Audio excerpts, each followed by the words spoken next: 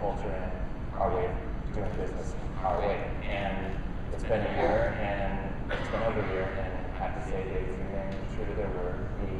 They say, from our point of view, it's as if we swapped out our board of directors with a new one, and instead of flying to San Francisco once a quarter for a board meeting, because we're based in Vegas, we fly to Seattle once a quarter for an equivalent board meeting. And so, are you saying you literally go to Seattle 4 times a year and no more? For these board meetings, yeah. And if you come to our offices, there's no sign of Amazon around, just like before. And I literally see Jeff Bezos in a board meeting type of context for 2 hours once a quarter. And so you said the things that people typically say about why you sold at all. It gives you access to greater resources, their expertise. But can you just sort of, a year later, just defend that a little more? You didn't have any problem having access to capital. You didn't have any problem having access to technology. Amazon, for example, would have been happy to sell you whatever technology you wanted, and so would others. So I still don't get what the benefit is of being part of Amazon and yet not being part of Amazon. Yeah, for us, it really just came down to, we have a long-term vision for the company, and we want to go. So we looked at different paths of what will actually get us there faster. And actually, we do have a lot more financial flexibility now, just because relative to Amazon, Zappos is just still pretty small. We're doing over $1 billion a year in gross merchandise sales, but that's still a small number compared to their revenues. And already there's been cases where there were certain things that we weren't able to do previously that we are able to do now. That's actually better for the company in the long run and better for the customer experience. So, like what?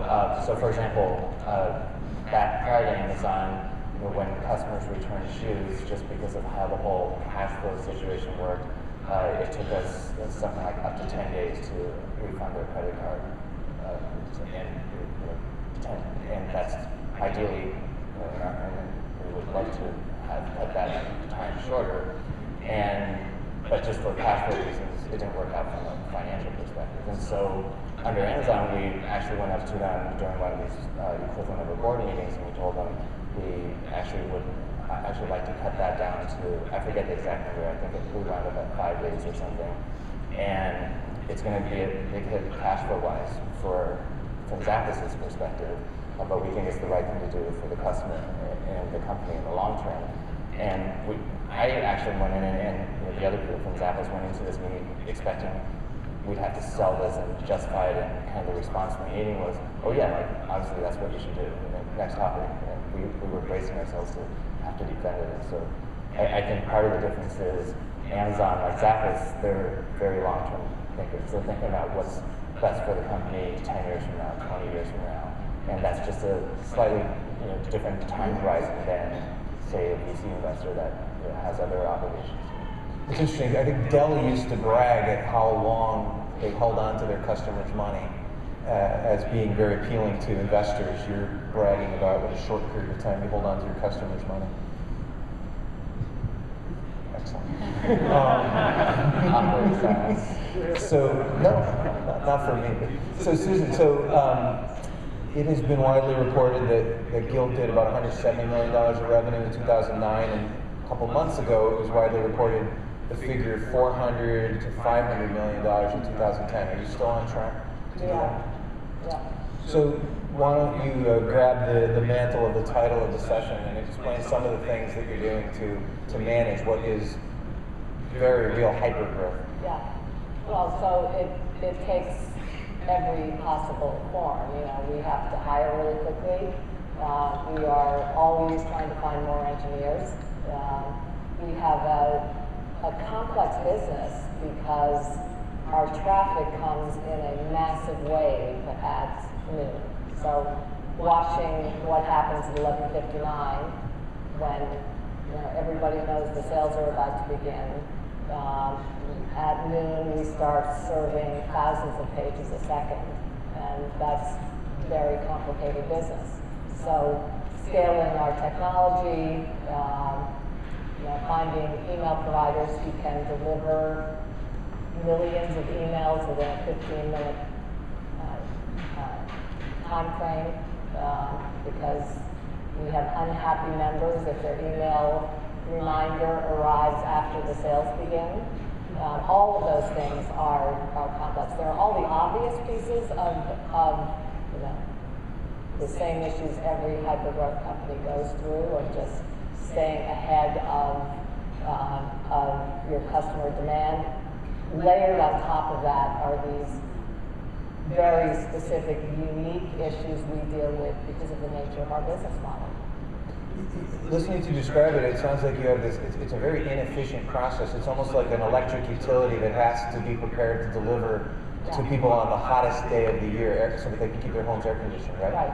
So obviously you do not build a platform that is always at that level, but one that can expand and then retract as needed. Now, I think there's two very high-level challenges that Guild has in terms of maintaining its growth. One is the fact that you have a new concept going that's very exciting, but sort of the less kind way of saying very exciting is faddish. Number one. And number two, you have a lot of competitors. Your success has attracted a horde of competitors. So would you take on first the fad issue and second the competitive issue? You know, the fad issue, I think, is that's only an issue if you think that's all we're ever going to do, right? And the way I look at this is that Guild is part of a new way of e-commerce. E-commerce had very little real innovation for many years. It was sort of the dog of the internet. And it was only in the last 2-3 years that you've seen really new innovative models that have gotten people excited about shopping online. It was always convenient. There were lots of good things about it.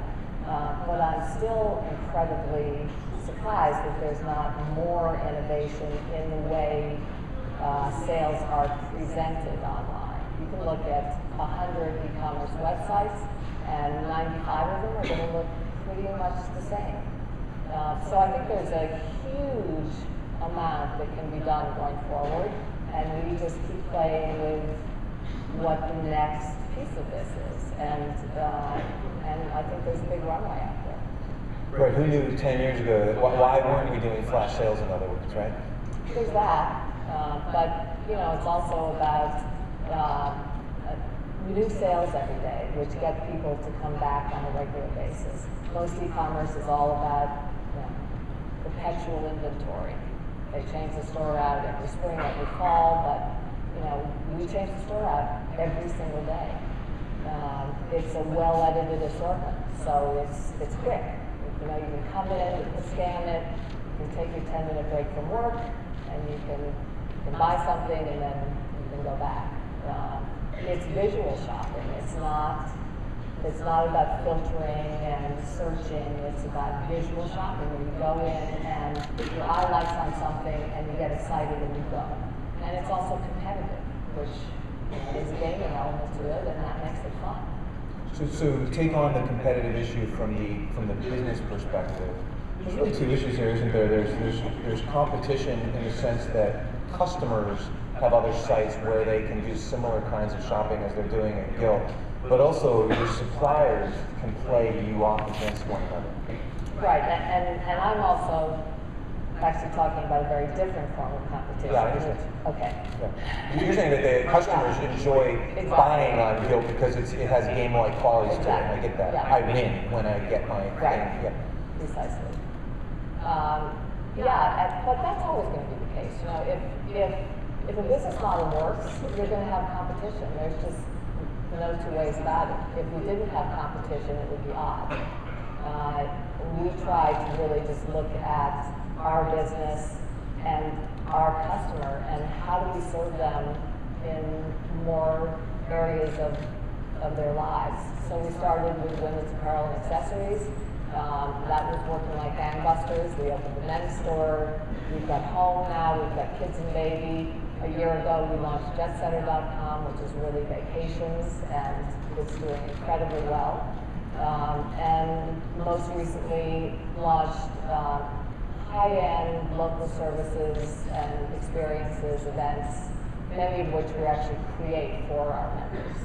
So we're really looking at what will excite them. We've got a couple of others that we're cooking on right now. And we're starting to experiment with more and more full price too.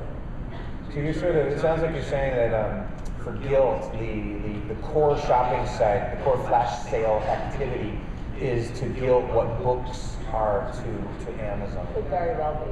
So sort of the cup half full thing would be you're diversifying, that's good. The cup half empty way would say, well, those things aren't as exciting or as lucrative as where Guild got started. You're going to choose the cup half full, I know, but yeah, and honestly, I think that more and more of commerce is moving online. So we want to be part of that wave, and we want to be better at it than anybody else. So let's talk about headcount and hiring. You raised it, Susan. I want to start with Tony. You've actually increased headcount since the Amazon acquisition. Yeah, we've grown a lot over the past year, and in fact, our Q1 net sales this year are actually up almost 50% year-over-year. And so, over the next, we're just putting together our plan for 2011, and we're planning on hiring about 2,000 employees. So right now we have, I think the number's around 2,800 employees. So a lot of headcount. I'm no good at math. You're saying you're going to add 70% headcount or something like that? Well, we're going to hire 2,000, but there's also attrition. And so two things. What kind of people are you hiring, and have you started to experience as a manager that it gets more difficult to hire the right people? You've had some quirky hiring habits all along. Maybe you could talk about that. Are you still paying people $2,000 to quit? Yes, although we're increasing that to $3,000. So I'll give some background for people that don't know. Everyone that we hire, we're based out of Las Vegas. We do 2 sets of interviews. The hiring manager and his or her will interview for the standard stuff, with the team, relevant experience, technical ability, and so on. But then our HR department does a second set of interviews purely for culture fit. And we formalize the definition of our culture into 10 core values. And so you have to pass both interviews to hire. So we make a conscious decision to, in a lot of cases, sacrifice the short or medium-term benefits, and we'll pass on people that we know can make an immediate impact on their top and bottom line. But if they're not good for our culture, we won't hire them. It's not even a question. And the reverse is true too. Even if someone is doing their job function perfectly fine, even if they're a superstar in their specific job function, if they're bad for the culture, we'll fire them just for that reason alone. And for most companies, as they get bigger, the company culture goes downhill. And that's what happened at my previous company, Linkage Change. And so we wanted to make sure that not only does that not happen, but we actually want this culture to scale and get stronger and stronger as we grow. And so a lot of that is in the hiring process. Our performance reviews are 50% based on whether you're living or inspiring these athletes' core values and others. Everyone that's hired goes through the same 4-week training program as our call center rep, regardless of position.